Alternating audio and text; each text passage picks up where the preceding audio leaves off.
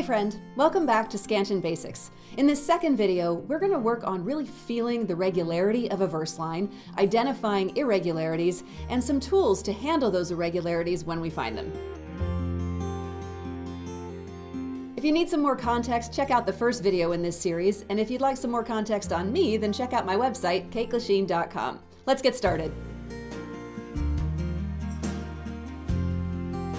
As we discussed before, a regular line of iambic pentameter, the meter that Shakespeare wrote in, is going to have 10 beats in it because it's 5 two-beat feet. And the stress pattern will be unstressed, stressed, or short-long, or ba-bum, however you want to think about it. For today's purposes, we're going to be doing a little beating out on our chest, ba-bum, ba-bum, ba-bum, ba-bum, ba-bum.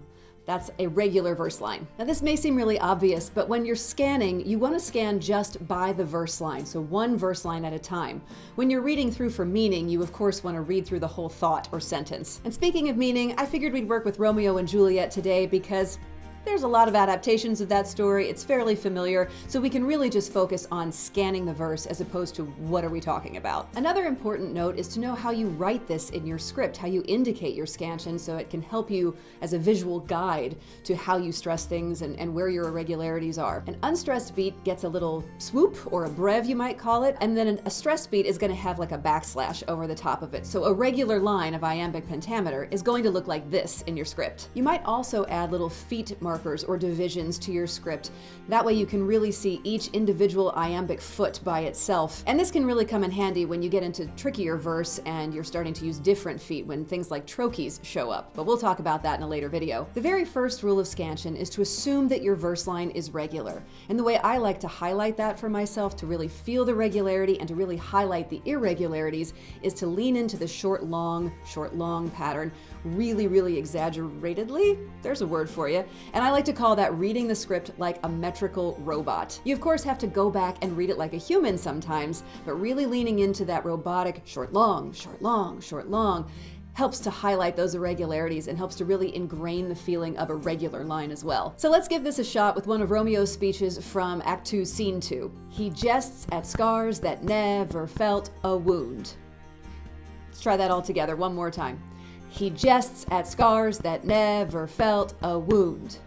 Sounds fairly normal. We're making it robotic, but it's fairly normal. And the other thing you want to listen for is, are you stressing multisyllabic words the right way? Now, the only word in this particular line is never, and we are saying never as opposed to never, right? We don't say never, we say never. So you want to be listening for that as well when you do your robotic sort of reading. And if I go back to read that line like a human, it's regular, so I just go back and read it again. He jests at scars that never felt a wound.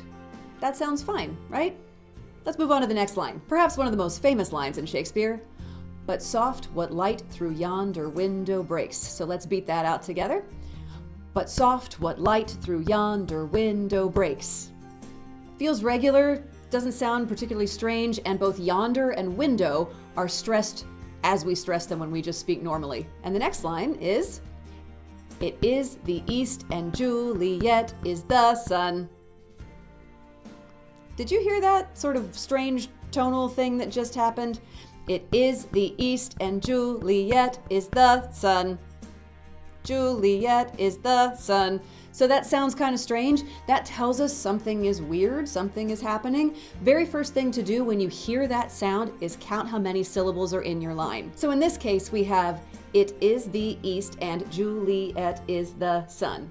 That's 11 syllables. So your next rule is to say, well, can I make my verse line regular? First rule is assume it's regular. Second rule is try to make it regular. And the very first thing we have to do with this line is see if we can make it from 11 syllables down to 10. And because we're reducing syllables to make 11, 10, your very first tool is going to be called a compensation, where you're actually going to remove a syllable from a multisyllabic word. Now, the only multisyllabic word we have in this line is Juliet.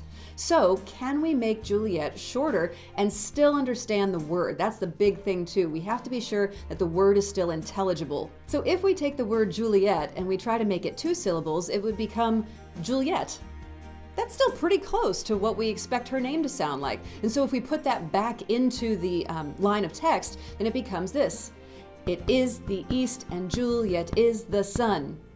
And that weird tonal thing at the end is gone. So just once more for comparison, here it is with 11 syllables. It is the east and Juliet is the sun.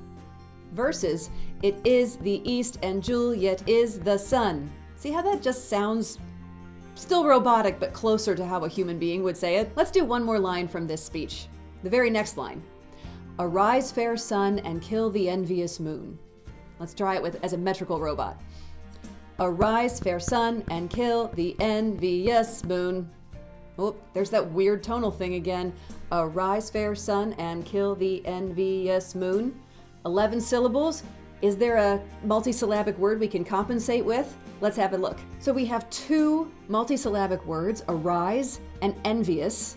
And arise is not really, there's not much we can do with that. Arise, nope, not going to be a word that we recognize. So let's go to envious. Envious is a lot like Juliet. There's this sort of little y sound that we can put in there. Juliet, envious. We can make that shorter and we can still understand the word. So what does it sound like if we put envious back into the verse line, but only with 2 syllables? Arise, fair sun, and kill the envious moon. There you go. So that's compensation, where you take a multisyllabic word and you try to make it 1 syllable shorter to make the verse line as regular as you can get it. Now there are a lot of regular verse lines in this scene, so I'm going to skip further down to find a line to demonstrate our next tool, which is called expansion. Expansion is when you actually take a word and make it longer by adding a syllable. And again, you always have to make sure that the word is still recognizable. So this is another Romeo line, and it goes, "Oh blessed, blessed night, I am afeard." Well, that doesn't sound too crazy. That doesn't have that weird tonal thing, but something's off, right? So again, first things first, how many syllables do we have? Oh, blessed, blessed night, I am afeard. We only have 8, so we're actually too short. So we want to see if we can expand some of the words in there to make it longer. Now, you might instinctively be thinking, oh, well, Kate, it's obviously blessed, right? We've all heard Shakespeare words do that. If we're making fun of Shakespeare, we might, trying to speak in an Elizabethan way, we might do that on our own with ed words, as words that end in ed. But let's try that. Oh, blessed, blessed night, I am afeard. Oh, blessed, blessed night, I am afeard. There you go. You've just made it a regular iambic pentameter line. Here's another Romeo line that demonstrates both expansion and compensation. As is a winged messenger of heaven. That sounds weird, not necessarily because of the tonal thing, but the tone does sound odd with the way the words are being stressed. Let's count how many syllables we have. As is a winged messenger of heaven. Well, that's 10 syllables. But things are being stressed improperly. We don't say heaven and we don't say messenger, we say messenger, right? So let's have a look at how we might fix that. So what we do have is winged. We have an ed word in there that could become winged, right? As in this winged messenger, and that fixes the stressing of messenger. As is a winged messenger of heaven. Now we have this heaven, but it's stressed properly.